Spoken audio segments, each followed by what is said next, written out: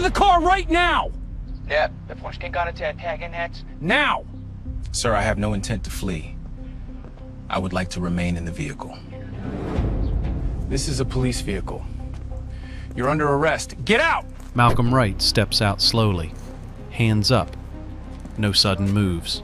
Officer Craig And- Dutton shoves him against the hood of the matte black Stay right there. Lamborghini Urus. Let me see right there. Let me see those hands. Nice and easy. You got that? Beck, sind Ejeza Farsinan.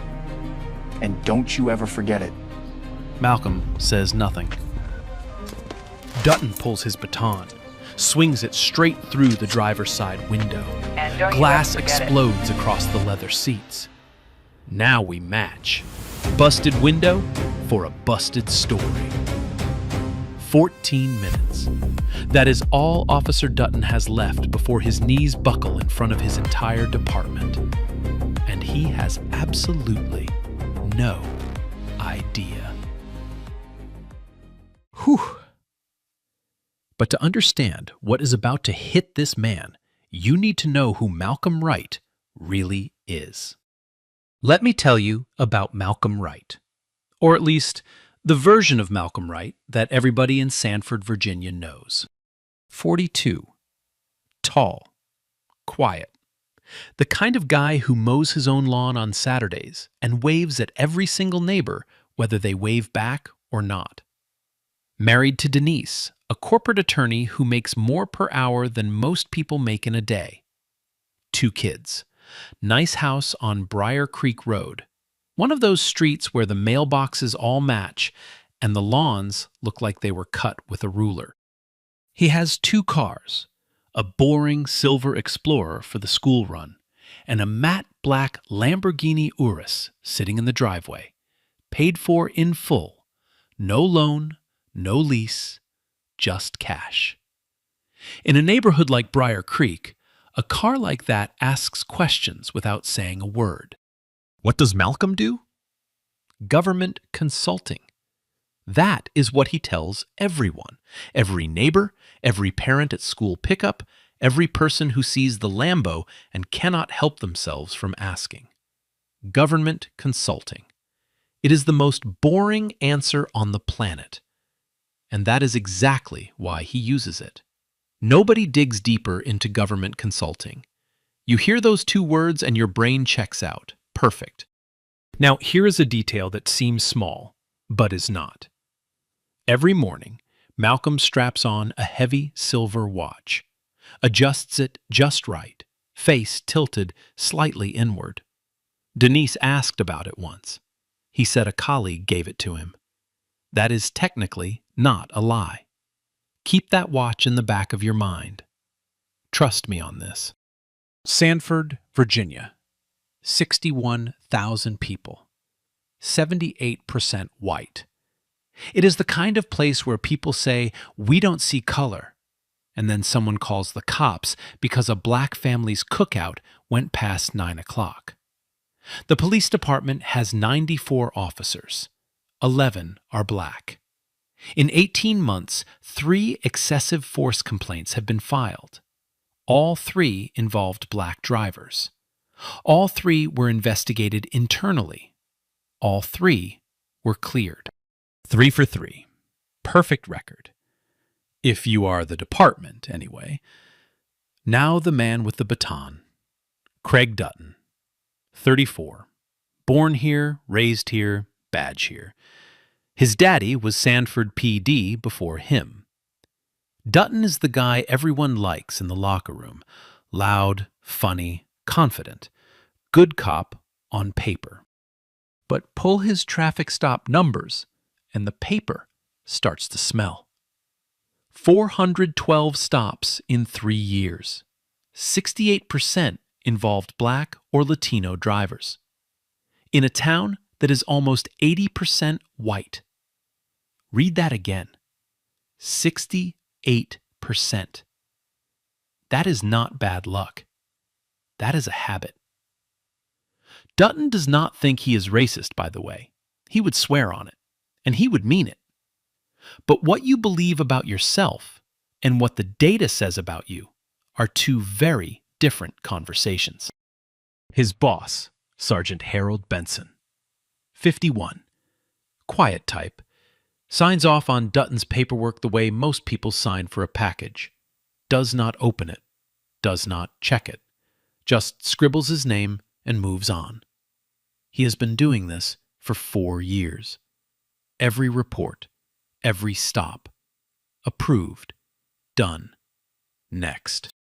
Then there is Tanya Moore, 24, brand new. 5 months on the job and still figuring out where the good coffee is. She is Dutton's partner today, and the only instruction she has ever been given about riding with Dutton is this: back him up, keep quiet, and learn. She is going to learn something today, just not what anyone planned. Saturday morning. Malcolm kisses his daughter on the forehead, grabs his keys, and, for no particular reason, picks the Lamborghini instead of the Explorer. Maybe he just wants to feel the engine. Maybe his kid asked about the cool car. Does not matter. He pulls out of the driveway, turns onto Briar Creek Road. Speedometer sitting at 32 in a 35 zone. Windows up, music low. Just a man driving his own car through his own neighborhood on a Saturday. 4 minutes. That is how long it takes before blue lights show up in his mirror. And right there, on that quiet suburban street, the worst day of Craig Dutton's life begins. He just does not know it yet. Malcolm sees the lights. He does not speed up, does not panic.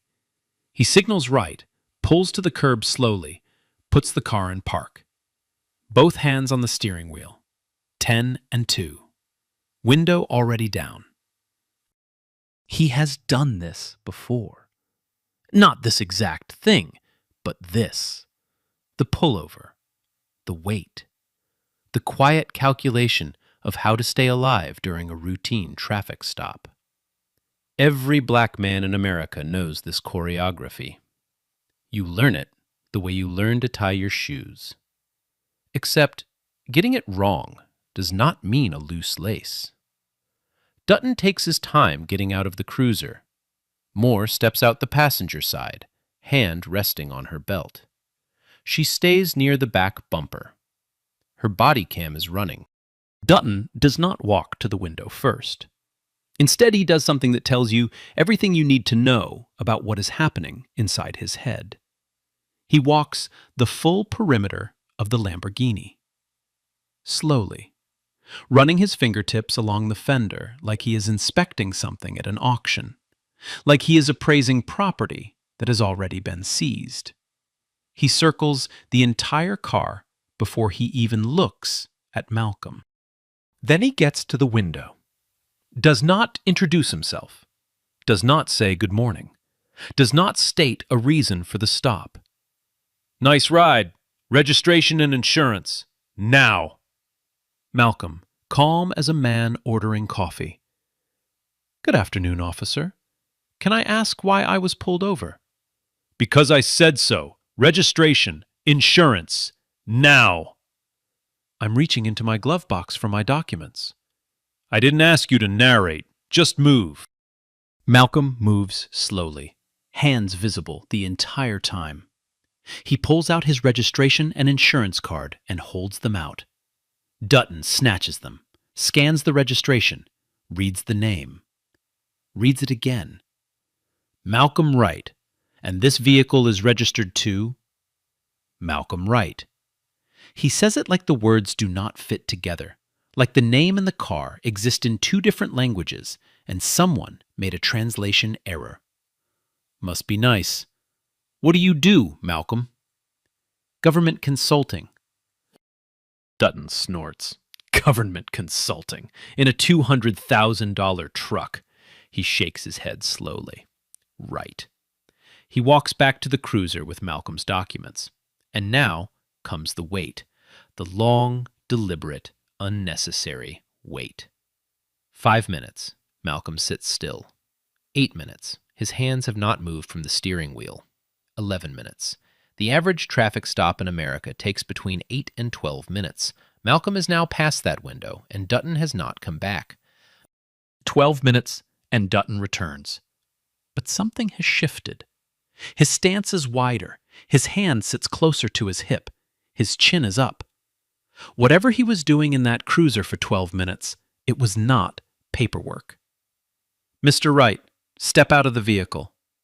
Officer, I've provided all my documents. They're clean. Can you tell me the reason I need to step out? I am not going to ask you again. Malcolm opens the door, steps out slowly, hands visible. He stands at his full height, 6'2", navy polo, khakis, clean sneakers. He looks like a man going to brunch, not a crime scene. Hands on the roof. Malcolm places his palms flat on the roof of his own Lamborghini. The car he paid for. The car registered in his name. And he presses his hands onto it like a suspect, while a cop who has found nothing wrong stands behind him with a hand near his weapon. Moore watches from the back. She shifts her weight from one foot to the other. Her body cam catches her glancing at Dutton, then looking away fast, like she saw something she was not supposed to see. Dutton pats Malcolm down, runs his hands along his sides, his waist, his pockets. Nothing. No weapon, no contraband. Nothing but a wallet, a phone, and a set of keys with a standard-looking keychain fob attached. Dutton glances at the fob, turns it over once, tosses the keys back onto the driver's seat. Remember that keychain fob. If you rewatch this part later, you are going to lose your mind.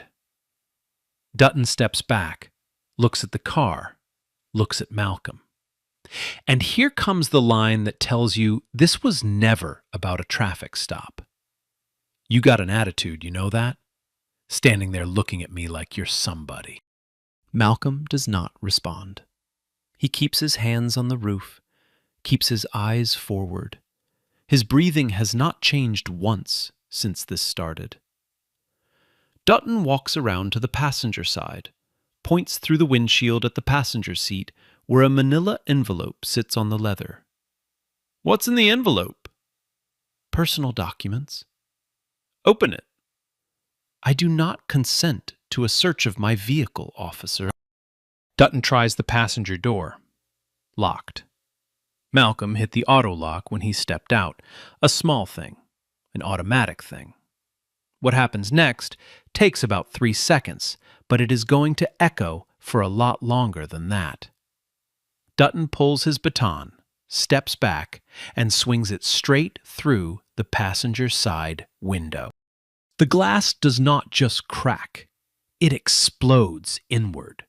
Fragments spray across the cream leather seat, the center console, the manila envelope, the floor mats. The sound is sharp, clean, almost musical. Then silence. Malcolm closes his eyes. 1 second. 2. When he opens them, his expression has not changed. Not one muscle. Moore, behind them, takes a step back. Her lips move, but no sound comes out. Her body cam catches everything. Dutton reaches through the broken window, grabs the envelope, holds it up like a trophy, then walks back around to Malcolm and delivers the line you heard at the beginning of this video. Get your dirty black hands off that steering wheel and get out. Malcolm is already out. He has been out. Dutton's words do not even make tactical sense anymore. This is not policing. This is performance.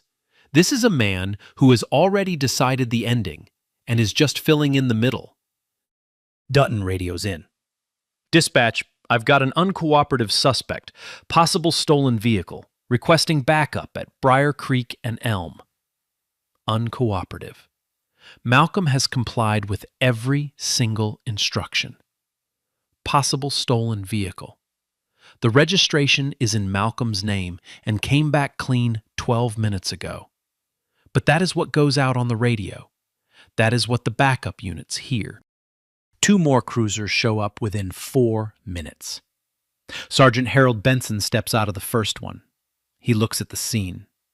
A black man in khakis standing with his hands up beside a smashed Lamborghini. 3 patrol cars. Broken glass on the pavement. Benson looks at the broken window. Looks at Dutton. "You got this handled?" "Yes, sir. Just waiting on the VIN check." Benson nods, gets back in his cruiser. That is it. That is the whole conversation. His officer just put a baton through a civilian's car window, and the only question the supervisor asks is whether the situation is handled. Not what happened, not why there is broken glass everywhere, not whether the man standing in his own neighborhood with his hands in the air is okay. Nothing. Meanwhile, the evidence is already stacking. Body cam footage running on both Dutton and Moore's cameras. The in-car cruiser camera recording audio. GPS data showing Malcolm was pulled over 0.3 of a mile from his own house. Dispatch logs showing 0 stolen vehicle reports for any Lamborghini in the entire Tri-County area. There was no reason for this stop. No reason for the search. No reason for the broken window. The only reason any of this happened is standing right there in a uniform holding a manila envelope that does not belong to him. And he still has no idea what is inside it. Bro, imagine that it is you, your car, your street, and some dude in a uniform smashes your window and says you don't belong. What do you even do with that? Because Malcolm just stood there. And I don't think I could.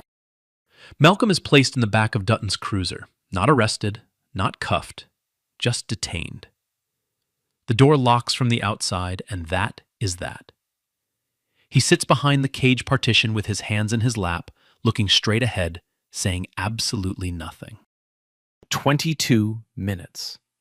That is how long they keep him in that back seat. 22 minutes of sitting in a police cruiser 0.3 of a mile from his own house while his Lamborghini sits on the curb with a smashed window and glass all over the seats. Here is what is strange, though. Malcolm does not call a lawyer, does not ask for a phone call, does not demand a badge number, does not raise his voice. Nothing. He just sits there like a man waiting for a bus he knows is coming. And if you are watching this thinking, why is he so calm? Hold that thought. You will get your answer. And it will flip everything you think you know about this man upside down. While Malcolm sits in the back, something interesting is happening outside. Dutton and Benson are standing between the 2 cruisers, talking. They think they are having a private conversation. They are not, because the in-car camera in Dutton's cruiser is recording audio the entire time. Dutton, low voice. Guy's got a clean record. Registration checks out. Benson, so what's the play? I write it up as reasonable suspicion, tinted windows, envelope in plain view. Benson pauses. The window you broke was the passenger side. Right, because I observed suspicious materials through the windshield. Exigent circumstances. Another pause. Longer this time. Then Benson, quiet. Fine.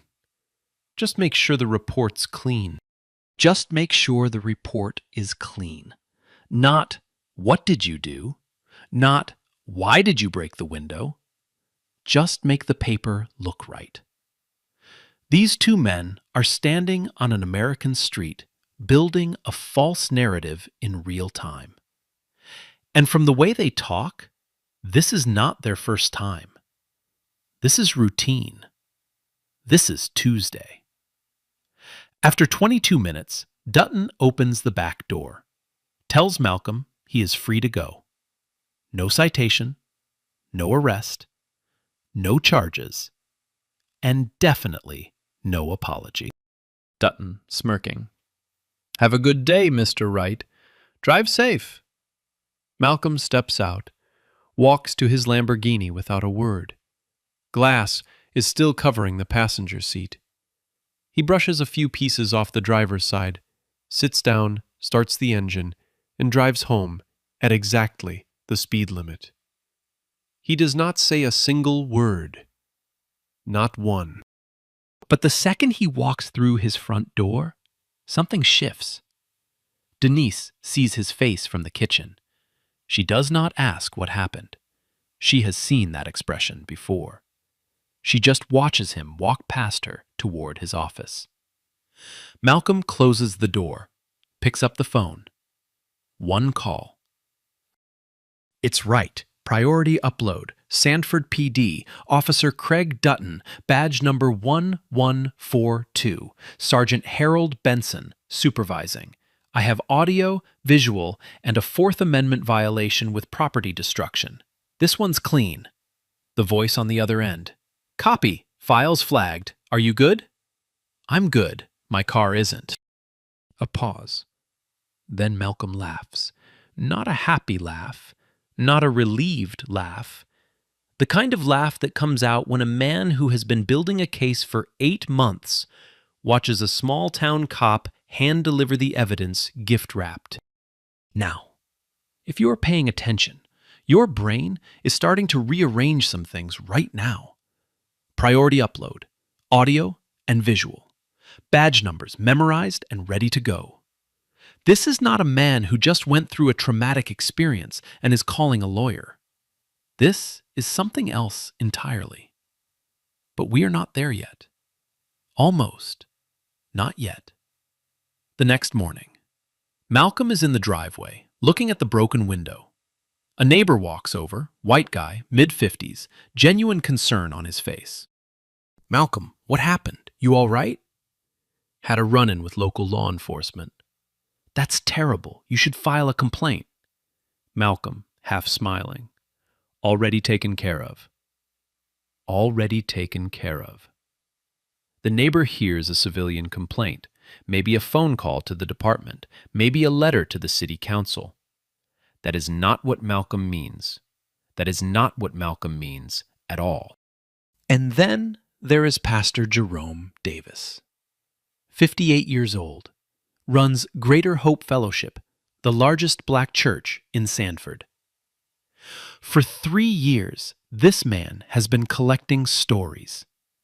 Every traffic stop, every pat-down, every "I got pulled over for nothing."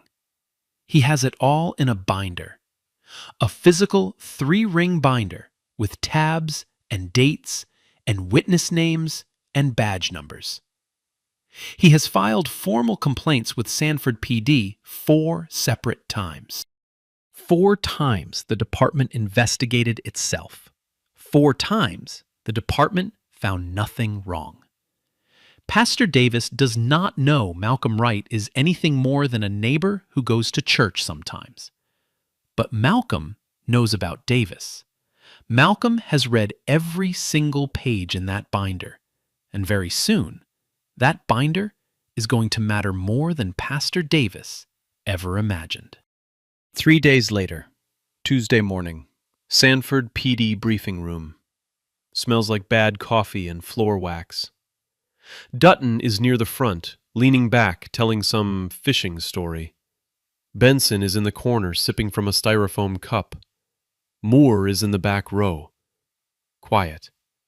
She has not slept well in 3 days. Every time she closes her eyes, she hears glass breaking. Shift assignments, patrol zones, reminder about the department cookout. Normal. Boring. Tuesday. Then the door opens. 3 people walk in like they own the building. 2 men in dark suits. 1 woman. Gray blazer, credentials on her belt. The kind of face that does not smile because smiling is not in the job description. The room goes quiet. Not gradually, instantly. Captain Roy Garrison stands up. He was not expecting visitors. His face says that, loud and clear. Captain Garrison, I'm Deputy Director Elaine Crawford, Federal Bureau of Investigation, Civil Rights Division. FBI does not show up at local departments for parking tickets. Civil Rights Division does not show up at all unless something has gone very wrong. We are here pursuant to a federal investigation into systemic civil rights violations by officers of the Sanford Police Department. I have a warrant authorizing seizure of body cam footage, personnel files, internal affairs records, and dispatch logs dating back 36 months. She places the warrant on the table. The paper barely makes a sound, but it hits that room like a bomb. Nobody moves. Dutton's fishing story is gone. His mouth is open. His hands are flat on his thighs. Crawford is not done. This investigation was initiated based on evidence gathered by a special agent embedded within this community for the past 8 months. Embedded. 8 months. Someone has been here. Among them. Watching. Listening. Recording. Dutton's face has not changed yet. He is still thinking this is about someone else. Not him. Not possible. Crawford takes one breath. The agent in question is Special Agent Malcolm Wright. The room collapses. Dutton's face goes white. The blood leaves his cheeks like someone opened a drain. His coffee cup rattles on the table. His hand is shaking. And then his knees buckle. Not a metaphor. His actual knees give out, and he catches himself on the edge of that table. Because the man he called a gorilla in a tuxedo, the man whose window he smashed, the man he told to get his dirty black hands off the steering wheel, that man is a federal agent who has been investigating him for months. Benson stands up, sits down, stands up again, looks like a man trying to leave his own body. Moore closes her eyes. A single tear rolls down her cheek. But her shoulders drop. She is not crying because she is scared. She is crying because someone finally showed up. Crawford pulls out a tablet, taps the screen. Malcolm's voice fills the room. I do not consent to a search of my vehicle, officer. Then, the sound of glass breaking. The footage is from Malcolm's watch.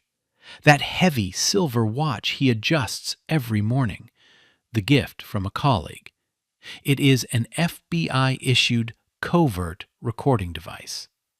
43 minutes of continuous audio and video.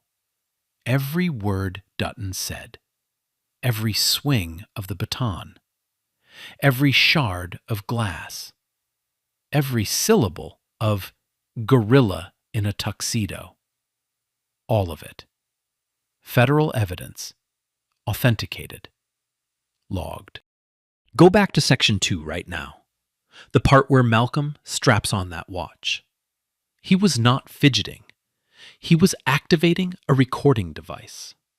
And Dutton just gave him the grand finale. Crawford taps again. Footage stops. Additionally, the documents Officer Dutton seized from the vehicle were classified FBI case materials related to this investigation. The unauthorized seizure constitutes a separate federal offense under Title 18, Section 2232. The manila envelope. The thing Dutton reached through a broken window to grab, the suspicious materials. Those were FBI case files. About him. About his department. He broke a window to steal the evidence against himself. Dutton tries to speak. His voice cracks. I didn't know he was... Crawford does not blink. Whether you knew his identity is irrelevant, officer. The law applies regardless of who the victim is. That line. That is the whole story right there. The law does not require the victim to carry a badge, does not require him to be recording, does not care if the man in the Lamborghini is an FBI agent or a plumber or a pastor or a kid driving his mom's car. You cannot do what Dutton did to anyone. Malcolm just happened to be the one who could prove it. Moore stands up, walks toward one of the agents, voice shaking but feet steady. I have something I need to report about that stop and about others. She is terrified, but she is standing, and in a room full of men who spent years looking the other way, the youngest badge is the first one to open her mouth. Here is where the story stops being about one traffic stop and starts being about an entire department. The FBI Civil Rights Division is not investigating what happened to Malcolm Wright on Briar Creek Road. I mean, they are, but that is not the whole picture. What they are investigating is a pattern and practice of discriminatory policing at Sanford PD. That is the legal term, pattern or practice. It falls under 34 U.S.C. Section 12,601. And if you have heard of Ferguson or Baltimore or Chicago, you have heard of this law. It is the same tool the Department of Justice used to crack open those departments. Malcolm's stop was not the thing that started the investigation. It was the thing that finished it. The final piece, the last brick in a wall that has been going up for 8 months. Malcolm endured that humiliation on purpose, strategically. Not because he had to, but because he knew exactly what Dutton would do if given the opportunity. And Dutton delivered. Now the real work begins. FBI analysts pull 18 months of body cam footage from Sanford PD servers. Every traffic stop, every interaction, every foot of digital tape. And they start flagging. 23 incidents involving Craig Dutton alone, all involving Black or Latino drivers.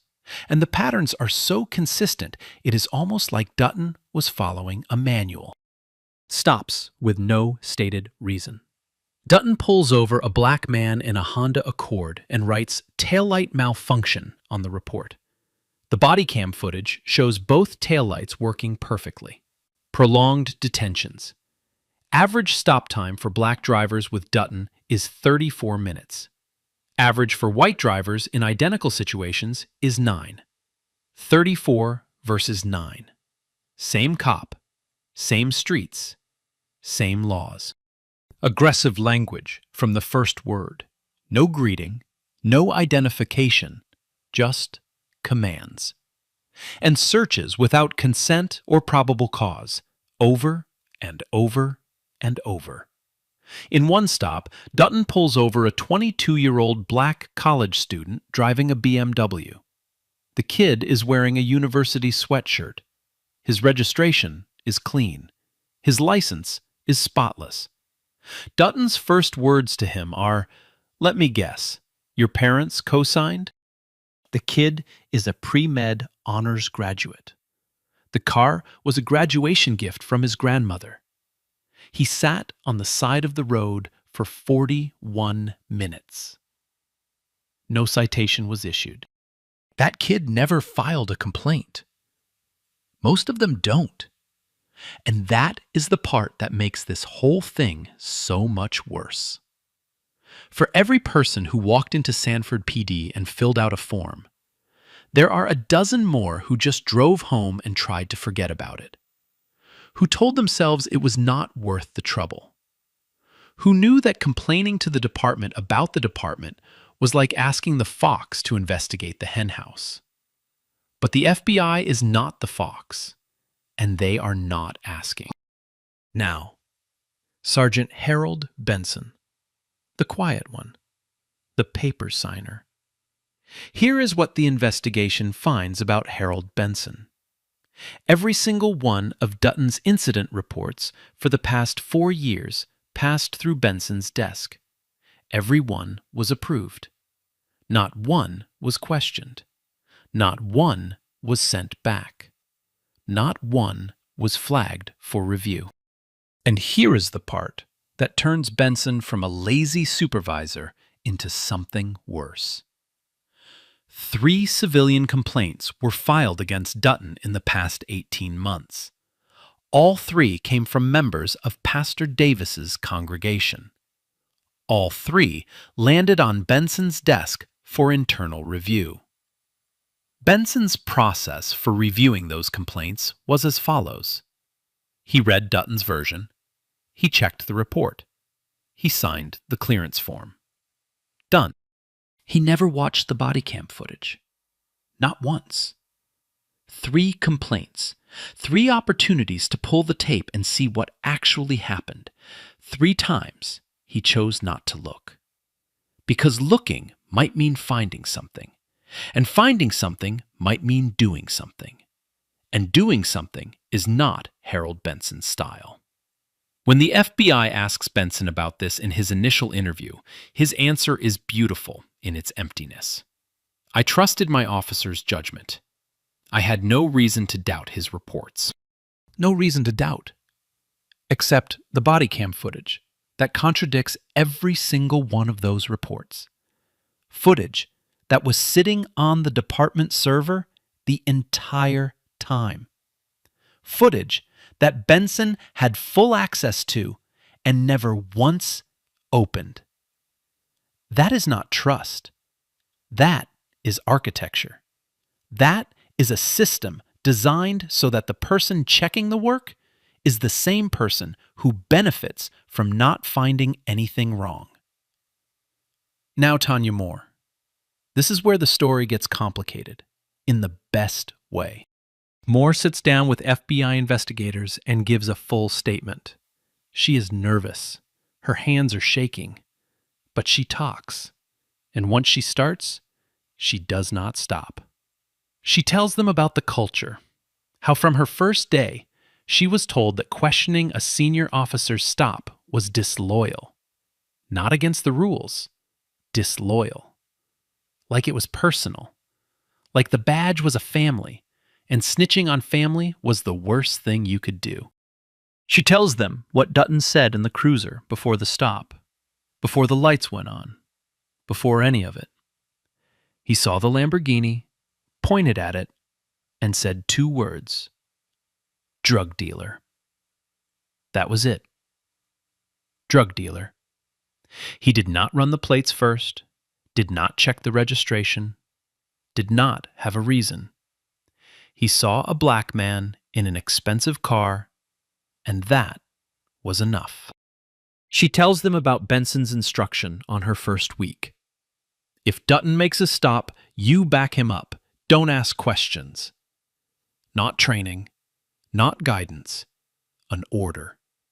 Keep quiet and learn. And then she gives them the text messages. Moore has screenshots from a group chat between Dutton and 4 other officers. She does not read the messages out loud. She hands them over on her phone and looks at the floor while the agents scroll through.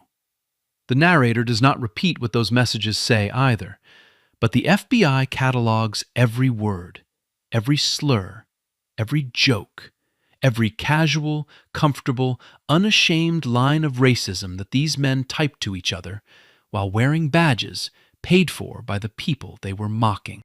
Moore is not a hero in this story. She knows that. She stood on Briar Creek Road and watched Dutton smash that window, and she did not say a word. She heard him call Malcolm a gorilla, and she did not step forward. She failed in the moment, and she will carry that. But 3 days later, she walked into a room full of federal agents and opened her mouth. And that matters. Not enough to erase what she did not do, but enough to change what happens next. Pastor Jerome Davis. 3 years of binders. 3 years of being ignored. FBI agents show up at Greater Hope Fellowship on a Wednesday afternoon. Davis meets them in his office. He is suspicious, arms crossed. He has been through this before. Every time I hand over my records, nothing happens. Why should I believe this time is different? The agent across from him, steady. Because this time, we're not asking your department to investigate itself. Davis looks at the agent for a long time. Then he stands up, walks to a filing cabinet, and pulls out his binder. 3 years. Every incident is documented. Names, dates, badge numbers, witness contacts, cross-referenced and tabbed. He has been doing the FBI's job for 3 years with a 3-ring binder and a church copier. And now, finally, someone is listening. Now, the confrontation. Dutton's formal interview with FBI civil rights investigators. He has a lawyer next to him, not the police union attorney, because the union has already backed away. A private lawyer, paid out of pocket. That tells you everything about where Dutton stands right now. Alone. The investigator starts to calm, professional, almost friendly. Officer Dutton, what was your stated basis for the traffic stop of Mr. Wright? I observed the vehicle traveling in a manner that suggested the driver might be unfamiliar with the area. Mr. Wright has lived at his registered address in your patrol zone for 8 months. I wasn't aware of that. You ran his registration. His address appeared on the document you were holding in your hand. Dutton's lawyer. My client has answered the question. Officer Dutton, why did you break the passenger side window of Mr. Wright's vehicle? I observed suspicious materials on the passenger seat and believed exigent circumstances justified. The materials were a sealed manila envelope. In your report, you described them as, quote, a large package consistent with narcotics packaging. Is that accurate? Dutton does not answer. Those materials were classified FBI case documents, officer. You seized federal evidence during an unlawful search. Dutton's lawyer asks for a break. The investigator does not raise his voice once. Does not need to. The facts are doing all the work. Every answer Dutton gives runs into a wall of body cam footage and timestamps and documents that say the opposite. The investigation does not stop at Dutton. It goes up. Captain Roy Garrison, head of Internal Affairs, is next. His defense is the same empty suit Benson wore. We followed departmental procedure. And that is technically true. They did follow procedure. The problem is the procedure itself. Departmental procedure at Sanford PD routes complaints to the accused officer's direct supervisor for review, which means Benson reviewed complaints about Dutton, and Garrison signed off on Benson's reviews. Nobody independent ever touched those files. The process was designed to clear, not to investigate. It was not a broken system. The system was working exactly as designed, to protect its own. One more beat. A quiet one. Malcolm at home. Evening. His daughter is doing homework at the kitchen table. She looks up. Daddy, when is the car window getting fixed? Soon, baby. What happened to it? An accident. Denise is standing in the doorway. She does not correct him. She just watches. She has been a federal agent's wife long enough to know which silences to leave alone. Later, after the kids are in bed, Malcolm and Denise on the couch. He is staring at nothing. I've done undercover work in places that would give you nightmares. But nothing hits like being treated as a suspect in your own neighborhood. in front of your own house. Denise puts her hand on his, does not say anything, does not need to. Because this is the part people forget. Malcolm Wright is an FBI special agent. He has training and clearance and a recording device on his wrist. But underneath all of that, he is also just a black man living in America. And the badge does not make the sting go away. It just means you have somewhere to put it. 6 weeks. That is how long it takes for the FBI Civil Rights Division to finish what Pastor Jerome Davis spent 3 years begging someone to start. The findings land like a freight train. Officer Craig Dutton, charged with deprivation of civil rights under color of law, 18 U.S.C. Section 242, unlawful search and seizure, destruction of property, filing a false police report, and one charge that nobody saw coming: unauthorized seizure of classified federal materials. That last one is the envelope.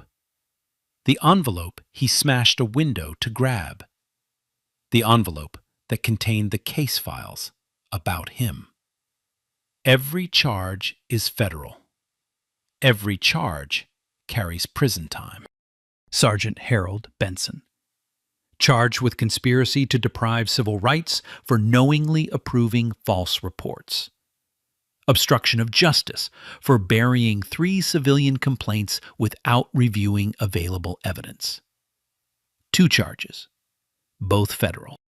Captain Roy Garrison, not criminally charged, but removed from command of Internal Affairs effective immediately.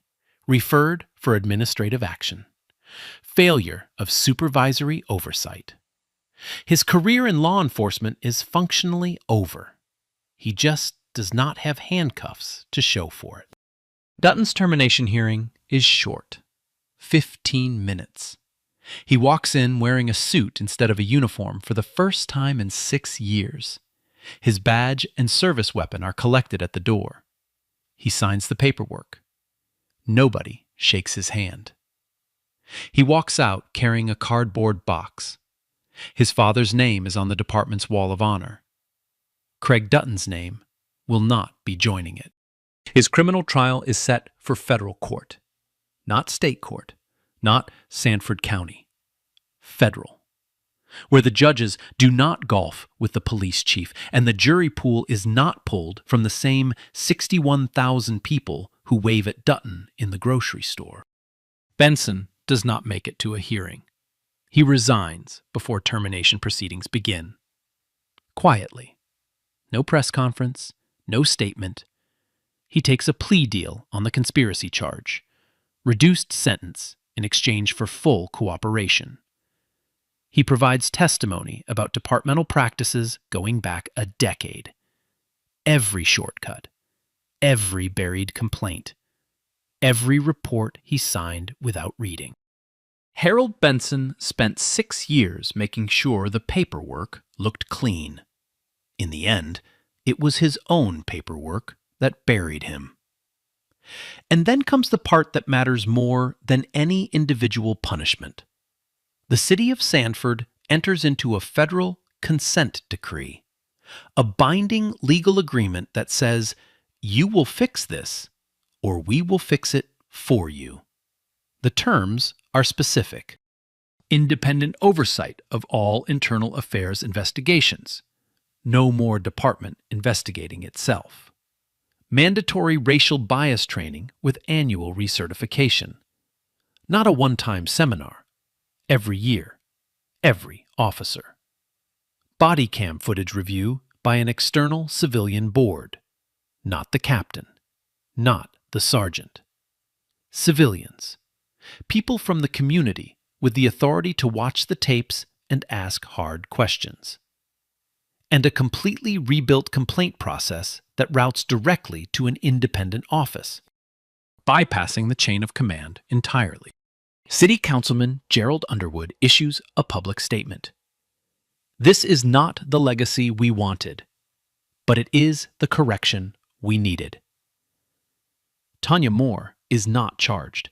Her cooperation is documented in the federal report. She does not celebrate. She transfers to a new unit created under the consent decree, Community Liaison, a job that did not exist at Sanford PD 6 weeks ago. Moore did not speak up fast enough. She would be the first to tell you that. But when the moment came to choose between silence and truth, she chose truth. And that choice cracked the whole thing open. And Malcolm Wright. After 6 weeks of depositions and evidence reviews and classified briefings, Malcolm receives a commendation from the FBI Civil Rights Division. The ceremony is private. No cameras, no press, just a handshake and a piece of paper that says what he did mattered. After the ceremony, Malcolm drives home in his new Lamborghini Urus. Same color, same spec, matte black, paid in cash. Again.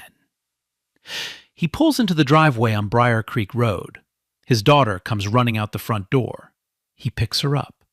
She wraps her arms around his neck, and he holds her there for a long time. The neighbor waves from across the street. Malcolm waves back. Same man, same street, same car. But the world around him is a little different now. Not fixed, not perfect, but different. And sometimes different is where it starts. Here is what stays with me about this story. Between 2015 and 2024, the Department of Justice opened pattern or practice investigations into more than 20 police departments across the United States. 20. And in nearly every single one, the findings were the same. Systemic bias, inadequate oversight, a culture that punished the people who spoke up more than it punished the people who did wrong. 20 departments, same story, over and over.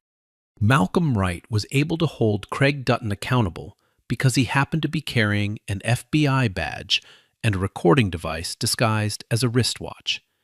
He had the training. He had the backup. He had an entire federal division ready to move when the moment came. But what about the man who does not have any of that? What about the college kid in the BMW who sat on the side of the road for 41 minutes because an officer decided a black student could not possibly own a nice car? That kid went home, did not file a complaint, did not tell anyone, just swallowed it and moved on. What about Pastor Davis? 3 years of documenting every incident. 3 years of filing complaints. 3 years of being told nothing is wrong when everything is wrong. He did not have a badge. He had a binder and a copier and the stubborn refusal to stop. What about every person who got pulled over, patted down, talked to like they were less than human, and then drove home and sat in their driveway for 10 minutes trying to feel normal again? No body cam, no recording device, no federal backup, just their word. And too often, their word was not enough. The law that Craig Dutton violated does not say the victim has to be an FBI agent. It does not say the victim needs a hidden camera. It says you cannot do what he did to anyone, period. The badge means you protect people, all people, not just the ones who look like you or drive the cars you think they should drive. Pastor Davis sits on the Civilian Oversight Board now. First meeting, he opens that binder one last time, reads a single name out loud. The first person who filed a complaint 3 years ago, the one that got dismissed in 48 hours. This is who we are here for. Every name in this binder. Every person who was told nothing was wrong. Something was wrong. And now we are going to fix it. I want to hear from you. Have you ever been judged before someone even knew your name? Have you ever had someone look at you and decide who you are before you opened your mouth? Drop your story in the comments, because every story matters. Man, this one got me. Like, just picture it. That is your driveway, your car, your kids watching, and some dude with a badge treats you like trash. What would you do? Hit like, share this, and drop your answer below. For real.